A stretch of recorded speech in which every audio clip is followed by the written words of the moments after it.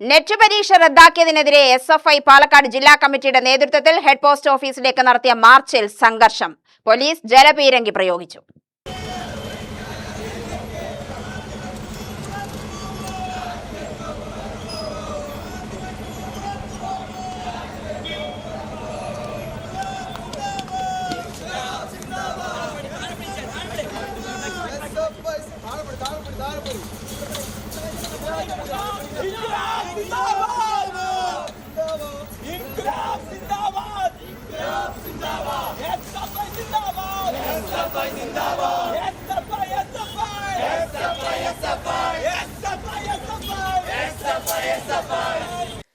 NTA പിരിച്ചുവിടുക, കേന്ദ്ര സർക്കാർ തുടരുന്ന വിദ്യാർത്ഥി പ്രതിസന്ധികൾക്ക് പരിഹാരം കാണുക തുടങ്ങിയ ആവശ്യങ്ങൾ ഉന്നയിച്ചായിരുന്നു പ്രതിഷേധ മാർച്ച്. പ്രതിഷേധ പ്രകടനവുമായി ഹെഡ് പോസ്റ്റ് ഓഫീസിന് സമീപമെത്തിയ SFI പ്രവർത്തകരെ പോലീസ് ബാരിക്കേഡ് സ്ഥാപിച്ച് തടഞ്ഞു.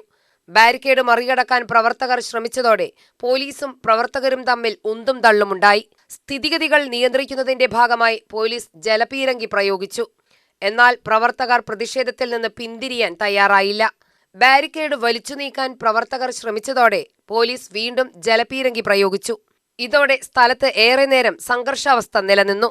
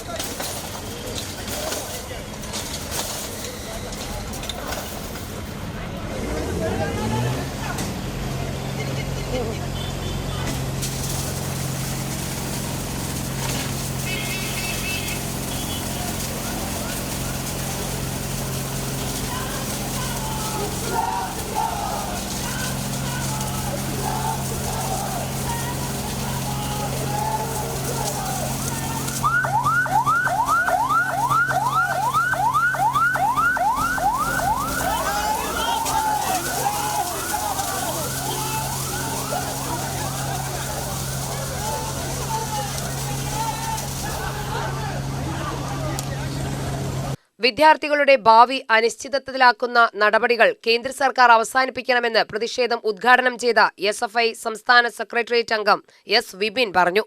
വിദ്യാർത്ഥികളുടെ ഭാവിയെ നേരിട്ട് ബാധിക്കുന്ന വിഷയങ്ങളിൽ കേന്ദ്ര സർക്കാരും ദേശീയ ടെസ്റ്റിംഗ് ഏജൻസിയും നിരുത്തരവാദപരമായ സമീപനമാണ് സ്വീകരിക്കുന്നത്.